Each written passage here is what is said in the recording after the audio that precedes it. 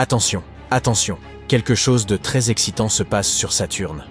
C'est ce qu'on appelle la saison des rayons. Et non, la planète ne se transforme pas en une gigantesque roue gazeuse. Laissez-nous vous éclairer sur ce phénomène captivant. Chaque année, le télescope spatial Hubble de la NASA consacre une partie de son temps à l'observation de Saturne. Cette géante gazeuse est la seconde plus grande planète du système solaire. Et ce corps céleste nous réserve encore des surprises.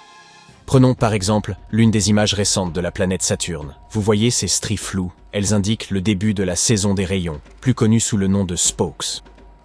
À l'instar de notre planète, Saturne est incliné sur son axe, ce qui lui confère 4 saisons distinctes. Cependant, en raison de l'ampleur colossale de son orbite, chacune de ces saisons dure environ 7 années terrestres. C'est un point crucial à garder en tête. Pour saisir le concept unique de cette saison saturnienne, nous devons parler de l'équinoxe.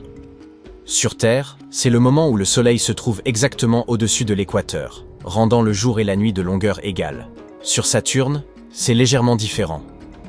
Un équinoxe se produit lorsque les anneaux de Saturne sont inclinés de côté par rapport au Soleil. Bien que les équinoxes sur Saturne aient lieu à chaque printemps et à chaque automne, comme sur notre planète, ils se produisent beaucoup plus rarement, environ une fois toutes les 15 années terrestres. Voilà pourquoi les astronomes sont si enthousiastes au sujet de cet événement. Regardez maintenant. Il y a 2 rayons tachetés sur l'anneau B, à gauche de l'image. Ils ressemblent aux rayons d'une roue de bicyclette. Leur ombrage et leur forme varient. Ils peuvent paraître sombres ou clairs, selon l'angle et l'éclairage. Parfois, ils ressemblent davantage à des taches qu'à des rayons radiaux ordinaires. Ces spokes ne durent pas longtemps, mais de plus en plus commenceront à apparaître à mesure que nous nous approcherons du 6 mai 2025, date de l'équinoxe d'automne sur Saturne. Mais quelle est donc l'origine de ces rayons? Les astronomes pensent qu'ils pourraient en être causés par le champ magnétique de la géante gazeuse. Lorsqu'un champ magnétique planétaire interagit avec le vent solaire, il crée un environnement électriquement chargé. Sur Terre, ce phénomène se manifeste par des aurores boréales. Concernant Saturne, les plus petites particules de glace de ces anneaux pourraient également se charger électriquement. Il est probable que cela les fasse léviter temporairement au-dessus des blocs de glace plus grands qui composent les anneaux. Les spokes des anneaux de Saturne ont été observés pour la première fois par la mission Voyager de la NASA au début des années 1980. À cette époque, nous ne savions pas que ces rayons étaient un phénomène saisonnier. Voyager 2 a simplement survolé la planète, puis a poursuivi son voyage. Pour comprendre la nature et le fonctionnement de ces rayons, les astronomes avaient besoin d'un télescope spatial capable d'observer Saturne à distance. Un télescope comme Hubble. L'équinoxe le plus récent sur Saturne a eu lieu en 2009, lorsque la sonde spatiale Cassini de la NASA se trouvait en orbite autour de la géante gazeuse. Cassini a envoyé de nombreux clichés étonnants vers la Terre, démontrant rapidement que ces rayons n'étaient pas causés par des interactions gravitationnelles avec Saturne, ni par l'influence de ses lunes, ou des petits satellites constituant les anneaux. En 2005, Cassini a confirmé que les rayons étaient liés au champ magnétique de Saturne. La mission Cassini s'est achevée en 2017, mais Hubble poursuit désormais une surveillance à long terme des changements autour de Saturne.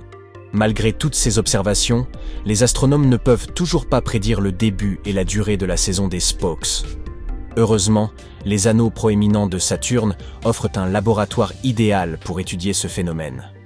Bien que les autres géantes gazeuses du système solaire possèdent également des anneaux, ceux-ci ne sont pas aussi visibles, et les scientifiques ne savent pas si des spokes y apparaissent. Toutefois, les rayons ne sont pas le seul phénomène spatial fascinant. Notre système solaire regorge de merveilles. Imaginez-vous debout à l'équateur martien, pieds dessus. Vos pieds ressentiraient une température agréable, comparable à une chaude journée de printemps. Cependant, il vous faudrait porter un chapeau, car à la hauteur de votre tête, il régnerait un froid glacial. Vénus tourne dans le sens inverse de la plupart des autres planètes du système solaire et du Soleil lui-même. Une hypothèse avancée par les astronomes est qu'une collision passée avec un objet massif, tel qu'un astéroïde, pourrait en être la cause. La lune de Jupiter, Io, est le corps le plus volcaniquement actif du système solaire, avec plusieurs centaines de volcans.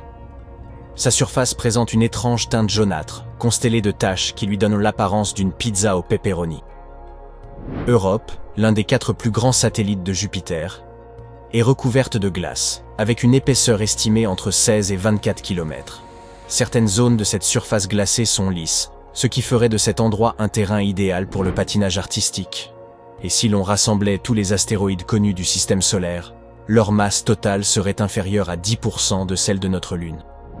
Les scientifiques pensent que Mercure pourrait encore posséder un noyau partiellement fondu, ce qui expliquerait la présence d'un champ magnétique, bien que celui-ci représente seulement 1% de la puissance de celui de la Terre. Le noyau de Mercure constitue environ 42% du volume total de la planète. De plus, sa surface présente des rides, appelées escarpements lobés, qui se sont formés lorsque son noyau de fer a provoqué une contraction de la croûte en refroidissant. Ces escarpements peuvent s'étendre sur des centaines de kilomètres et atteindre plus de 1000 mètres de hauteur. Uranus est la seule planète du système solaire à tourner sur le côté. Cette caractéristique pourrait être due à une ancienne collision cataclysmique avec un objet de la taille de la Terre, bien que cela ne reste qu'une théorie pour l'instant. Mars pourrait acquérir un ensemble d'anneaux dans les 70 millions d'années à venir. Sa plus grande lune, Phobos, se rapproche progressivement de la planète. Un jour, elle pourrait être désintégrée par les forces gravitationnelles de Mars et se transformer en un anneau qui pourrait persister pendant des millions d'années. On ne sera pas là pour voir ça, donc autant les croire sur parole. Les scientifiques estiment que la surface de la Lune possède plus de cratères que celle de la Terre, en raison de l'absence d'activité naturelle sur notre satellite. Sur Terre, les vents, les pluies, les tremblements de terre et l'érosion modifient continuellement la surface. En revanche, la Lune n'a presque pas de conditions météorologiques pour altérer son apparence. Saturne est la planète la plus aplatie du système solaire. Elle est comprimée au pôle, avec un équateur situé à environ 6400 km plus loin du centre de la planète que les pôles. Le télescope spatial Hubble, qui pèse presque autant que 2 éléphants d'Afrique mâles et est aussi long qu'un grand bus scolaire, on dirait le début d'une blague, a réalisé près de 1,5 million d'observations depuis son lancement en 1990. Ces données ont permis aux astronomes de rédiger environ 15 000 articles scientifiques. Tout ce qui se trouve sur Terre et tout ce que les gens peuvent observer dans l'espace à l'aide de télescopes est considéré comme de la matière normale, composée d'atomes et de molécules, et ne représente que moins de 5% de l'univers. Près de 68% est constitué d'énergie sombre, et les 27% restants sont de la matière noire. Est-ce vraiment important? Oui, tout à fait. Saturne possède un vortex mystérieux qui tourbillonne au-dessus de son pôle sud. Ce phénomène ressemble à une énorme tempête de type ouragan, mesurant près de 8000 km de diamètre, soit les 2/3 du diamètre de la Terre.